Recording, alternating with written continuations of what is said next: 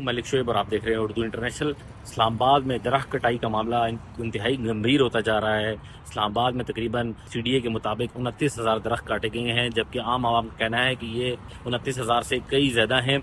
और ये जो दरख्त कटाई है, सीडीए का कहना है कि जंगली शहतूत बताकर काटे गए हैं, जो कि पोलन एलर्जी का बायस बन रहे थे दरख्त। सीडीए का कहना है कि पोलन एलर्जी से बचने के लिए दरख्त की कटाई की गई है। ये मेरे पीछे दिखा सकते हैं मेरे कैमरामैन आपको कि इस जगह पर तकरीबन सैकड़ों के हिसाब से इस जगह पर दरख्त शकरपड़िया में, जो कि रोड की साइड पर मौजूद थे, जहाँ पर कटाई कर दी गई है। दरख्तों को काट दिया गया है और इनको काटने के बाद ये जगह बिल्कुल बंजर हो चुकी है। इसी तरह इस्लामाबाद एक्सप्रेस हाईवे पर भी इसके बिल्कुल अपोजिट एक यादगार बनाई जा रही है, जो मार्का हक के नाम से बताई जा रही है। उस मार्का हक में भी तकरीबन आधा किलोमीटर के हिसाब से जो जंगल था उसे काट दिया गया है। और ये देखें दरख्त गिरे हुए हैं, लेकिन सीडीए के कहने के मुताबिक उन्होंने 30,000 और नए दरख्त इस जगह पर लगाए हैं इस्लामाबाद में।